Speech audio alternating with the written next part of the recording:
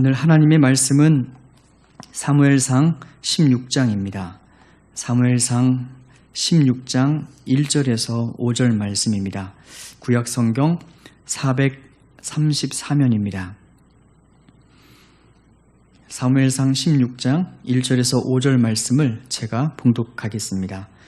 여호와께서 사무엘에게 이르시되 내가 이미 사울을 버려 이스라엘 왕이 되지 못하게 하였거늘 내가 그를 위하여 언제까지 슬퍼하겠느냐.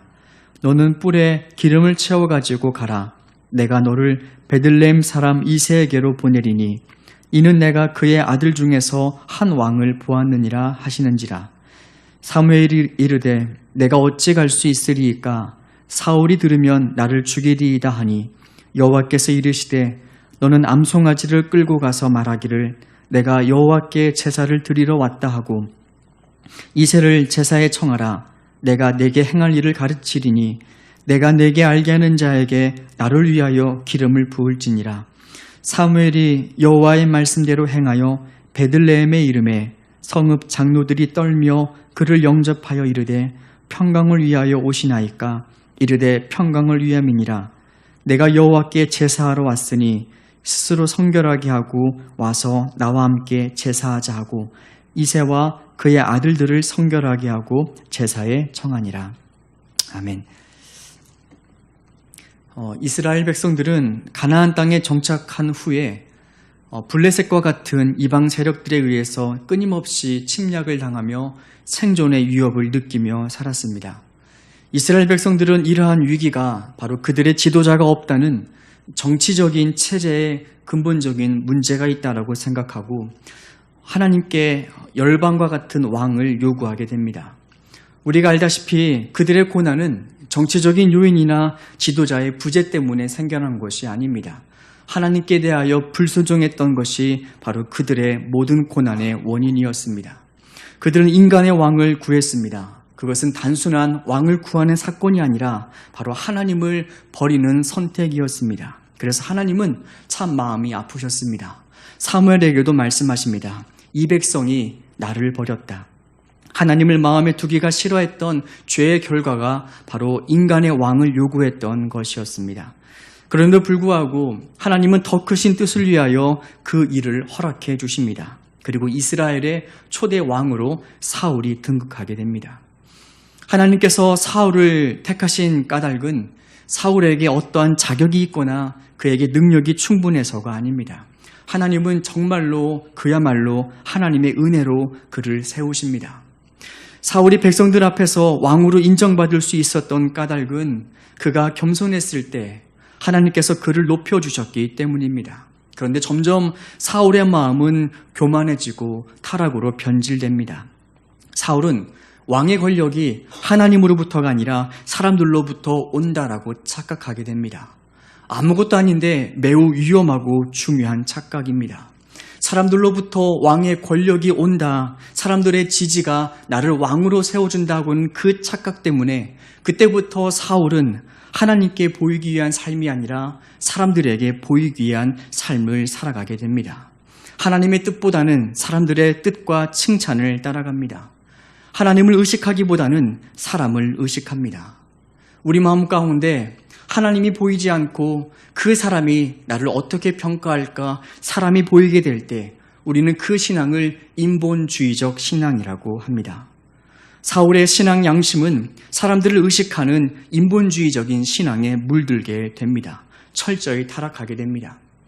한 가지 예로 하나님께서 사울을 버리시겠다라고 사무엘을 통해서 말씀하실 때 만약 사울의 마음 가운데 신앙의 양심이 살아있었다면 정상적인 그의 반응은 하나님께 엎드려 회개하고 죄를 자복하고 하나님께 긍휼을 구하는 것이 신앙의 양심이 살아있는 정상적인 반응입니다. 그런데 사울왕은 그렇게 반응하지 않습니다.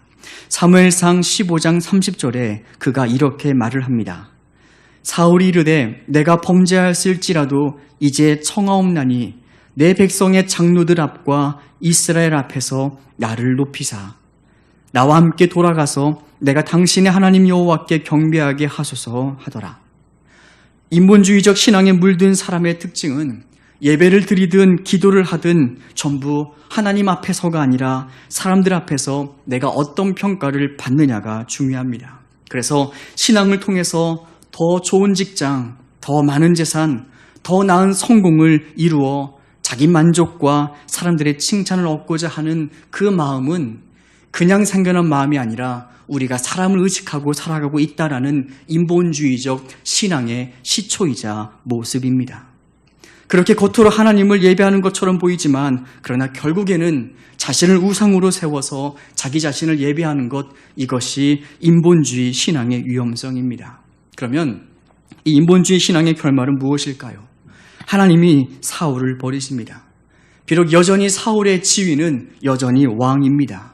어쩌면 사람들로부터 여전한 지지와 칭찬을 받았을지 모르지만 그러나 이렇게 자기 자신을 예배하는 사람, 하나님은 그를 인정하지 않습니다.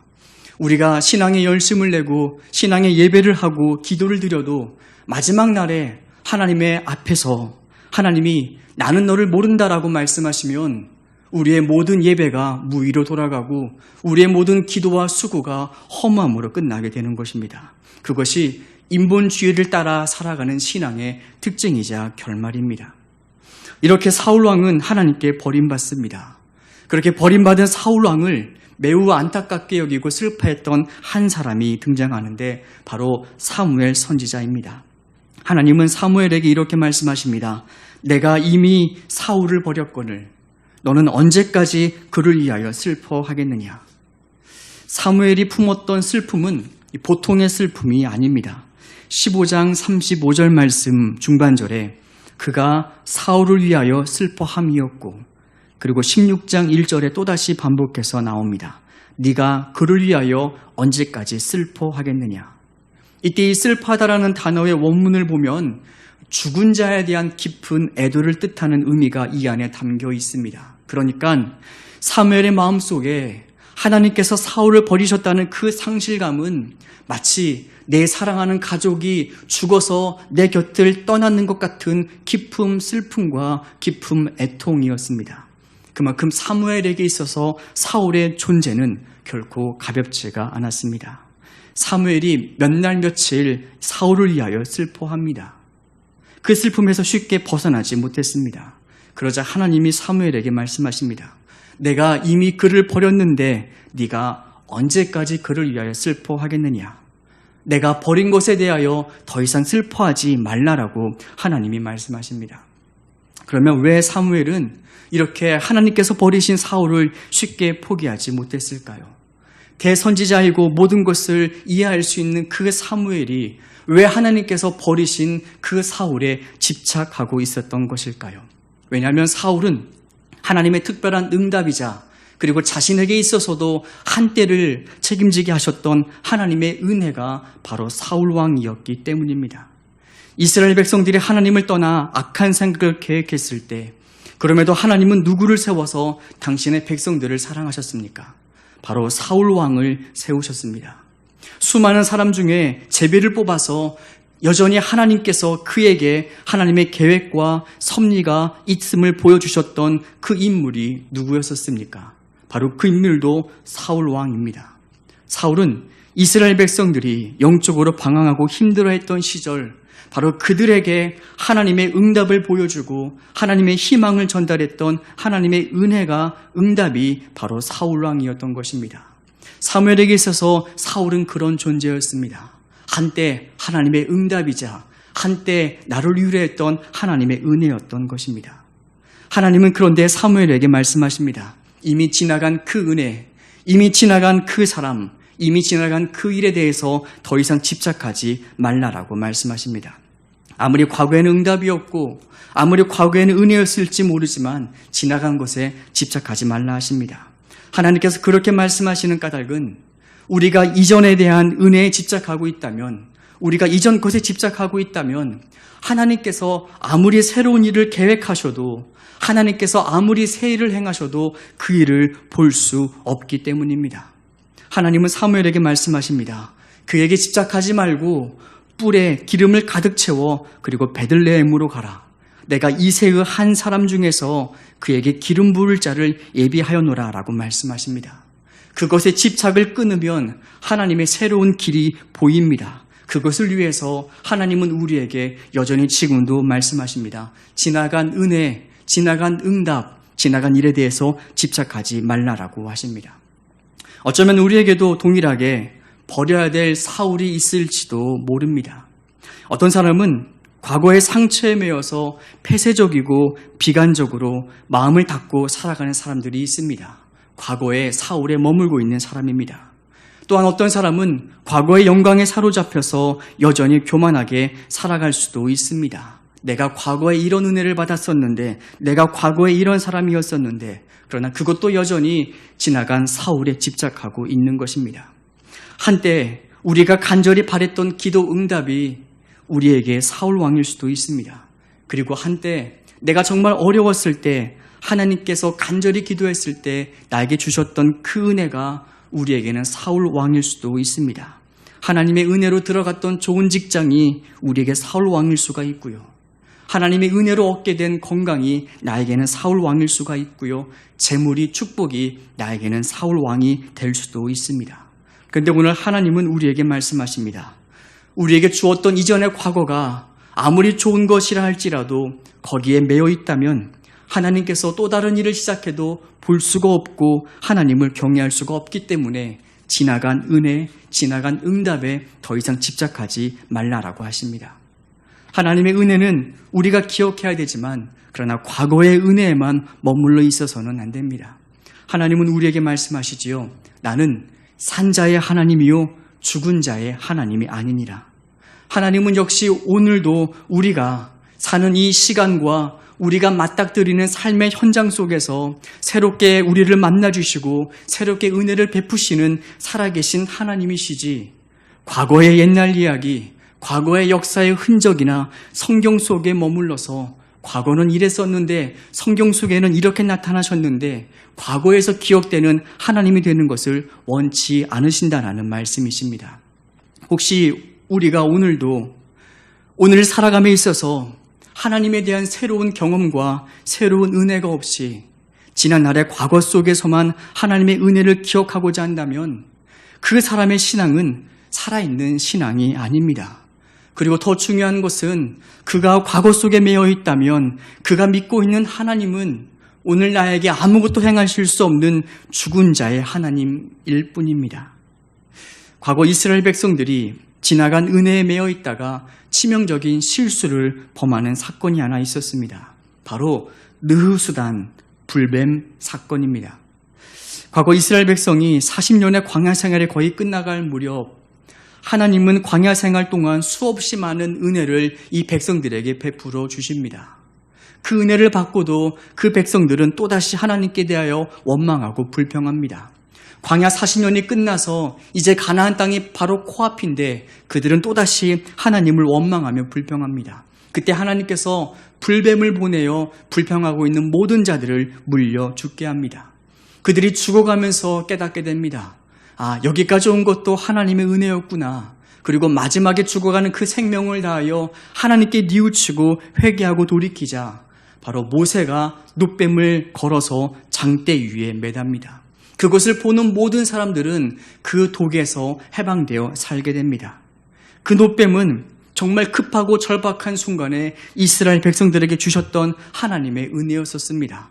얼마나 귀했겠습니까? 나를 살렸던 은혜고 하나님의 살아계심을 나타낼 수 있었던 그 흔적이 바로 놋뱀이었기 때문에 그 은혜가 얼마나 귀했겠습니까? 그런데 나중에 이 은혜가 우상으로 전락해버리고 맙니다. 모세 이후 무려 수백 년이 흘러서 히스기야가 신앙의 종교개혁으로 그 놋뱀에 우상되었던 제단을 깨부술 때까지 많은 사람들은 하나님이 아니라 그 놋뱀 앞에서 제물을 바치고 놋뱀을 예배했었습니다. 그때 수많은 백성들은 내가 섬기고 있는 것이 하나님인지 과거에 주셨던 은혜인지 구별하지 못하고 열심히 신앙생활했지만 하나님은 그것을 신앙으로 인정하지 않으시고 우상 숭배라고 말씀하십니다. 히스기야도 하나님께서 그의 마음을 밝혀주실 때까지 그것이 우상인지 하나님인지 구분하지 못했습니다. 우리에게도 중요한 순간이 있습니다. 우리가 하나님을 섬기고 있는 것인지 아니면 혹은 지나간 은혜를 붙들고 예배하고 있는 것인지 하나님께서 우리의 마음을 밝혀주셔야 우리의 눈에 볼 수가 있습니다. 하나님께서 히스기야의 마음을 정직하게 변화시켜 주십니다. 그때 히스기야가 깨닫게 됩니다. 내가 예배하고 있었던 것이 하나님이 아니라 바로 우상이었음을 보게 됩니다. 그때 히스기야가 그 놋뱀 제단을 헐어서 깨부수고 박살냅니다. 그리고 그가 이렇게 말합니다. 이것은 하나님이 아니라 느후수단일 뿐이다. 느후수단이라는 말은 놋쇠의 조각을 말합니다. 과거에는 하나님의 은혜였을지는 모르지만 그러나 지금 이것은 내가 섬길 하나님이 아니라 놋 조각일 뿐이다라고 히스기야가 고백했던 것입니다. 우리에게도 이런 은혜 고백이 필요합니다. 얼마나 많은 사람들이 하나님의 주신 복에 매여서 주저앉아 있는지 모릅니다. 수많은 사람들이 돈에 매입니다. 좋은 직업에 매입니다. 자녀의 성공에 매입니다. 편안하게 그것에 매여서 자기가 죽어가는지도 모르고 그것이 하나님인 줄 착각하고 예배를 드립니다. 그러나 우리는 그때 선포해야 될 분별력이 우리에게 필요합니다. 그것은 내가 섬길 하나님이 아니라 놋쇠의 조각일 뿐이다. 그것은 그냥 복이지 내가 섬길 예배의 대상이 아니다. 사울 왕의 실수가 바로 그것이었습니다. 하나님께서 사울을 왕으로 세우시지만 왜 그 복을 주셨는지 사울은 보지 못합니다. 사울은 자기의 복에 도취됩니다. 사람이 왕이 되었다는 것, 사람이 받을 수 있는 모든 영광의 복을 다 받은 것이나 다름이 없습니다. 이스라엘 초대왕이라는 것은 사람이 얻을 수 있는 가장 최고의 복일지도 모릅니다. 그 복이 다 그 안에 담겨 있습니다. 그런데 사울 왕은 그 복만 바라보다가 그것은 느후수단일 뿐이다. 그것은 놋 조각일 뿐이지 내가 예배할 하나님은 아니다라고 고백하지 못합니다. 결국 그 복의 도취가 되어서 결국 그 복과 함께 타락하게 되는 것이 사울의 마지막 신앙의 모습입니다. 우리에게도 동일한 신앙 고백이 필요합니다. 하나님께서 우리에게 주셨던 복은 그냥 복일 뿐이지 하나님도 아닙니다. 우리가 섬길 대상과 우리가 예배할 분은 따로 계십니다. 사무엘은 달랐습니다. 사무엘도 이전에는 지나간 은혜에, 지나간 슬픔에 매여 있는 자였었습니다. 그런데 하나님이 그에게 말씀하십니다. 일어나서 가라. 그럴 때 사무엘은 그 말씀에 순종하여서 매여있던 그 도취되었던 앉아있던 그것을 털고 일어섭니다. 우리는 하나님을 섬기는 자들이지 하나님께서 주시는 복에 집착하는 자들이 아닙니다. 그래서 하나님은 때로는 우리에게 하나님께서 주신 은혜가 우상이 되지 않도록 그 은혜를 닫으시고 빼앗아 가실 때가 있습니다. 그때 우리는 서운해하지 말고 알아야 됩니다. 하나님의 계획이 다른 곳에 시작되고 있구나. 내게 주셨던 복 언젠가는 우리에게 잃어버릴 때도 있습니다. 회복시켜 주셨던 건강을 잃어버릴 때가 있고요. 좋은 직장에 취직했지만 그것을 잃어버릴 때가 있고요. 내가 기도했던 응답이 응답되었지만 어느 순간 그 응답이 또다시 상실할 때가 있습니다. 우리가 그때 잊지 말 것은 하나님께서 그 응답을 닫으셨다고 서운해할 것이 아니라 하나님께서 그것이 나에게 우상이 되지 못하도록 또 다른 곳에서 새로운 일을 시작하시는구나. 우리가 그 하나님의 계획을 깨닫지 못하면 우리는 낙심하고 실망하고 슬픔에 빠져 좌절하게 될 것입니다. 그때 우리는 일어나서 떠나야 됩니다. 하나님이 말씀하십니다. 일어나서 가라. 오늘 본문에 보니까 사무엘이 뿔에 기름을 채워서 베들레헴 이새에게 갑니다. 그런데 우리가 조그만 이 본문을 생각해 보면 이 명령은 굉장히 지키기 어려운 명령입니다.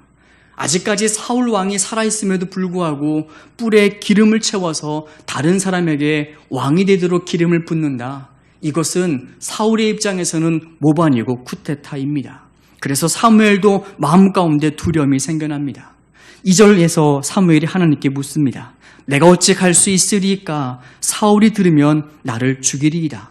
그런데 하나님은 또다시 말씀하십니다. 내가 너에게 행할 일을 가르쳐 줄 테니까 또다시 가라 하십니다.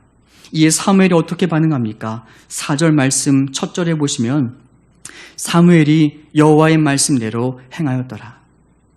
두려움이 있었고 하나님이 어떻게 행하실지 구체적인 계획은 보이지 않았지만 그러나 사무엘은 그 말씀에 순종하여 여호와의 말씀대로 행하였더라. 이것이 사울과 사무엘의 차이입니다. 사무엘은 비록 그 길이 보이지 않았지만 순종합니다. 하나님께서 어떻게 행하실지 아직 답을 보여주시지 않았지만 그냥 가라면 갑니다. 사무엘은 그 인생의 판단을 자기의 기분이나 느낌에 맡기지 않고 하나님의 말씀에 순종합니다. 우리가 잊지 말아야 중요한 사실은 하나님의 말씀은 항상 우리를 선한 길로 인도하신다는 사실입니다. 하나님의 말씀 가운데는 길이 있습니다. 우리가 어떻게 선택해야 되고 어떻게 보이지 않고 깜깜한 절망 속에 있을 때 우리에게 길을 내는 것은 사람들의 정보나 사람들의 어떠한 가르침이 아닙니다. 성도에게 길을 내는 것은 오직 하나님의 말씀만이 성도에게 길을 내십니다. 아무것도 보이지 않았지만 사무엘은 그 하나님의 말씀에 순종합니다. 좀 더 사울을 붙들고 슬퍼하고 싶었고 지나간 은혜를 좀 더 붙들고 주저앉아 있고 싶었고 더군다나 하나님이 하시는 말씀에 순종하기는 너무나 두렵고 그 길은 보이지 않았지만 그러나 하나님의 말씀하시니 일어나서 자리를 털고 하나님 말씀을 뒤따라가는 것, 바로 그것이 하나님께서 끝까지 사랑하시고 붙드셨던 믿음으로 살아갔던 사무엘의 인생입니다. 사울 왕은 왜 버림받았을까요? 내가 여호와의 말씀을 버렸으므로 여호와께서 왕을 버려 왕이 되지 못하게 하셨나이다. 우리가 하나님의 말씀을 뒤따라가지 아니하면 하나님께서 하실 일은 바로 내가 여호와의 말씀을 버렸기 때문에 하나님께서 나도 버리신다라고 말씀하십니다. 그래서 말씀에 붙들린 사람, 비록 내 생각과 뜻은 조금 달라도 하나님께서 가라 하시면 지나간 은혜에 집착하지 않고 지나간 과거에 집착하지 않고 또다시 그 말씀을 기대하며 순종하고 나아가는 사람, 이것이 하나님께서 쓰시는 귀한 사람의 특징입니다. 지나간 과거에 집착하지 마십시오. 과거로 돌아가고 싶어도 우리는 털어내야 됩니다. 과거 주셨던 복이 아무리 크고 좋아도 우리는 고백해야 됩니다. 이것은 느우수단일 뿐이다. 그것은 그냥 복이지 내가 섬기고 내가 앉아있고 내가 머물 복이 장소가 아니라는 것입니다. 하나님께 우리가 그런 고백을 하고 믿음으로 나아갈 때 바로 하나님께서 쓰시는 그 길을 따라서 새로운 일과 새로운 하나님의 사역에 동참할 수 있는 우리의 인생의 길을 하나님께서 우리에게 예비해 주십니다. 우리 이 시간 함께 합심으로 기도했으면 좋겠습니다. 이 시간 우리가 각자의 기도 제목으로 기도하였으면 좋겠습니다. 하나님, 우리가 설령 지나간 하나님의 기도의 응답이 너무나 귀해서 매여 있는 것은 없는지 돌아보길 원합니다. 혹은 지나간 과거의 상처와 영광에 붙들려서 그것이 하나님인지 아니면 하나님께서 주셨던 은혜인지 내가 무엇을 예배하는지도 모르고 인본주의 신앙에 빠져 있는 것을 더 이상 원치 않습니다. 하나님, 내 마음의 눈을 뜨게 하셔서 하나님께서 지나간 응답을 덮으실 때 원망하지 말고 새로운 주의 말씀을 따라 날아갈 수 있는 그러한 삶이 우리 모두에게 있게 하여 주시옵소서. 그런 자가 되게 하여 주시옵소서. 우리 이 시간에 잠깐 합심으로 각자의 기도 제목으로 함께 기도하겠습니다. 하나님, 우리가 하나님을 보지 못하고 하나님의 마음이 우리 마음에 없다면 하나님께서 지나간 은혜를 닫으실 때 우리는 절망하고 주저하고 낙심할 뿐입니다. 왜 주셨던 것을 빼앗아 가시지? 내게 있는 소중한 것인데 왜 그것마저 닫아버리시지?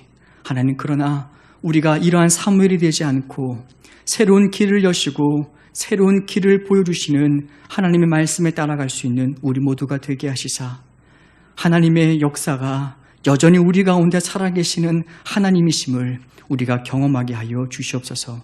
감사드리며 귀하신 예수님의 이름으로 기도드립니다. 아멘.